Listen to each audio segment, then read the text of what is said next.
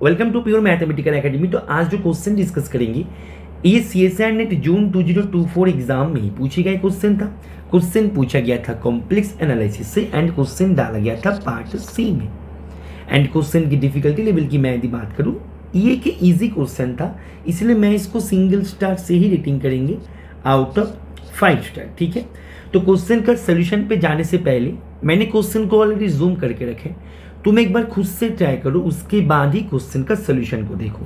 Question में तुम्हारे पास क्या क्या इंफॉर्मेशन दिया गया है, देखो यहाँ पे तुम्हारे पास एक फंक्शन दिया गया है जो कि इंटायर फंक्शन है एंड जो function for all Z belongs to C के लिए ये रिलेशन को एंजॉय कर रहा है।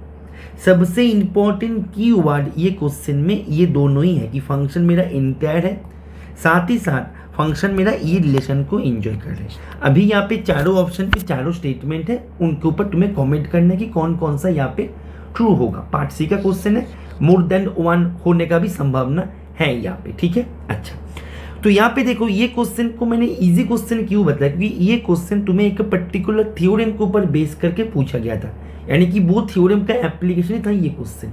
थ्योरम का नाम है पिकर्स लिटिल थ्योरम, मैंने लिख रखा है, उसको एक बार तुम क्या करो, एक स्क्रीनशॉट ले लो।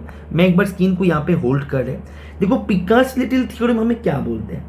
पिकर्स लिटिल थ्योरम हमें ये बोलता है कि every non constant entire function omits at most one complex number as its value। that means इसको ये एक्चुअल में क्या बता रहा है, बता रहा है कि कोई भी नॉन कांस्टेंट इंटायर फंक्शन मेरे सी से एक से अधिक पॉइंट को लीव नहीं कर सकते। एक से मेरे कोई भी नॉन कांस्टेंट इंटायर फंक्शन, यहाँ पे इसके ऊपर फोकस करो, नॉन कांस्टेंट इंटायर फंक्शन मेरे पूरे सी से एक एलिमेंट को ही उनको ओमिट करने का परमिशन है।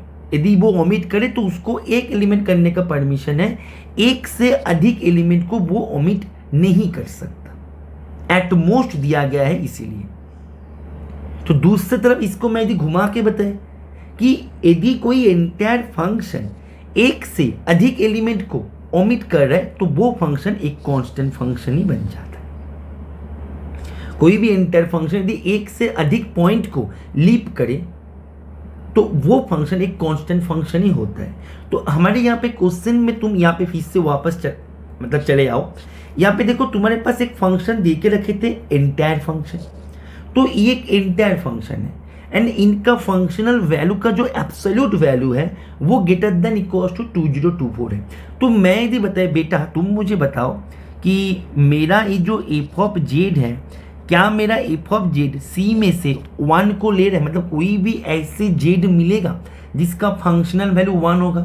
तुम बोलो सर यदि ऐसे हो जाए तो sir mod of F of Z तो सर 1 होगा, लेकिन हमें mod of F of Z जो भी करना तो है greater than equal to 2024। That means मैंने यदि बताया कि बेटा तुम्हें F of Z equal to 1 ऐसे कोई पॉइंट मिलेगा, तुम बोलो सर ये तो कभी नहीं मिलेगा। मैंने यदि बताया बेटा 2 मिलेगा, तुम बोलो नहीं मिलेगा सर। 3 मिलेगा, नहीं मिलेगा। ऐसे करके मैं यदि बताया बेटा 2023 मिलेगा, नहीं मिलेगा सर।